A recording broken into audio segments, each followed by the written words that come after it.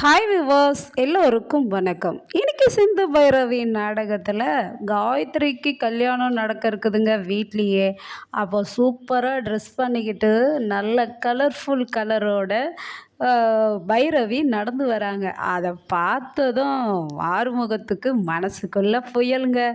என்ன புயல் தெரியுமா? அழகியலை லலலலலலா இது அவளது ஸ்டைலா அந்த சாங்கு அப்படியே அவர் மனசில் ஊற்று எடுத்து ஆறா போகுது. அப்படியே லுக்கு விடுறாரு.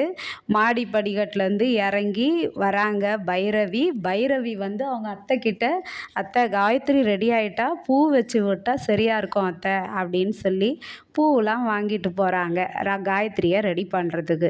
அப்போது அன்னபூர்ணி வந்து கேட்குறாங்க, ஏய் ஆறுமுகம், என்ன உன் பார்வை காயத்ரி இது பைரவி மேலேயே லுக்கு விட்டுட்ருக்க அப்படின்றாங்க. அம்மா, பைரவி அந்த புடவையில் ரொம்ப அழகாக இருக்கா இல்லம்மா அப்படின்றாரு. அவள் அழகாக இருக்கா சரிடா, நீ அவளுக்கு ஏற்ற மாதிரி நீ ட்ரெஸ் பண்ண வேண்டாவா அப்படின்னு சொல்கிறாங்க. நீ என்னைக்காவது பைரவியை வர்ணித்து பேசியிருக்கிறியாடா அப்படின்னு சொல்லிட்டு கேட்குறாங்க. நானும் சூப்பராக ட்ரெஸ் பண்ணிட்டு வரேம்மான்னு போயிடுறாரு. அதுக்கப்புறமா சிந்து வந்து சிவாவுக்கு மேட்சாக புடவை கட்டுறாங்க. அப்போது சிவாவை ஃபோன் பண்ணி கூப்பிட்றாங்க, வா டாக்டரே இங்கே வா ஒன்று காட்டணும்னு.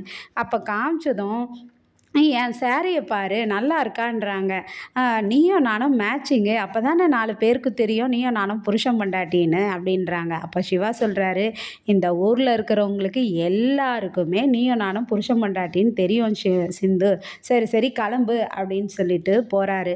அதுக்கப்புறமா இவர் என்ன பண்ணுறாருன்னா, இவர்கிட்ட வந்து இந்த சிந்து இது ஸ்வாதி வந்து கேட்குறாங்க, சிவா எனக்கு இந்த சாரீ நல்லா இருக்கா, சூப்பராக இருக்கா அப்படின்னு கேட்குறாங்க. நல்லா இருக்குது ஸ்வாதின்றாரு. எனக்கு மாடல் ட்ரெஸ் நல்லா இருக்கா, சாரீ நல்லா இருக்கான்னு கேட்குறாங்க. சிவா சொல்கிறாரு, உனக்கு ரெண்டுமே நல்லாயிருக்கும், நீ ஃபிட்னஸாக உடம்பு வச்சுருப்ப, அதனால் நல்லாயிருக்கும் அப்படின்றாரு.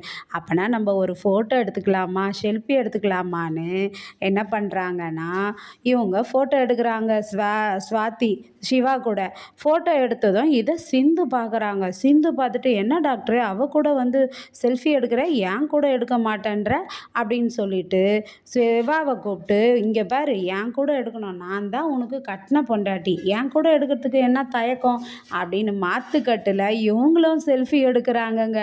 செல்ஃபி எடுத்துகிட்டு இருக்கும்போது மகா வந்து பார்க்குறாங்க. ஐயோ மகா பார்க்குறாங்களே அப்படின்னு சொல்லிட்டு என்ன பண்ணுறாங்க, மகா வந்து, ஏய் சிந்து, ஏன் பையனுக்கு மேட்சிங்காக நீ நிற்க போறியா, அதனால் நீ வந்து அவங்க கூட ஜோடியாக நிற்கக்கூடாதுடின்ட்டு மகா என்ன பண்ணுறாங்கன்னா, கோலமாவு கலர் பொடியெல்லாம் எடுத்து வச்சு தண்ணியில் கலக்கி அதை எடுத்துக்கிட்டு வராங்க சிந்து மேலே ஊற்றிடலான்னு. சிந்து மேலே ஊற்றும்போது ஐஸ்வர்யா குறுக்க வந்துடுறாங்க.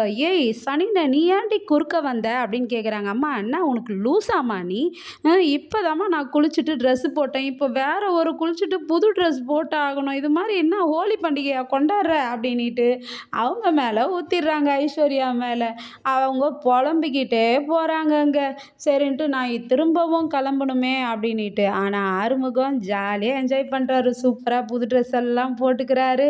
போட்டுட்டு அவங்க அம்மாட்ட சொல்கிறாரு, டேய் நீ ஆளு தான் வளர்ந்துருக்கிய கண்டி, ஆனால் மனுஷால் வளரலடா, அறிவு வளரலடா அப்படின்னு சொல்லிட்டு உன் பொண்டாட்டியை ஒரு நாளாவது வர்ணிச்சிருக்கியாடான்னு அவங்க அம்மா கேட்குறாங்க.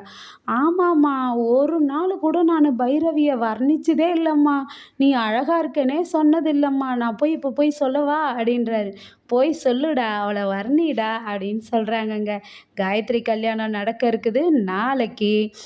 செழியன் வீட்டில் இருந்தோம் கல்யாணம், செழியனுக்கும் காயத்ரிக்கும் சூப்பராக கல்யாணம் நடக்க போகுது. அந்த கல்யாண நிகழ்ச்சிக்கு நீங்களும் வந்துடுங்க, நாங்கள் காத்திருப்போம். பாய்.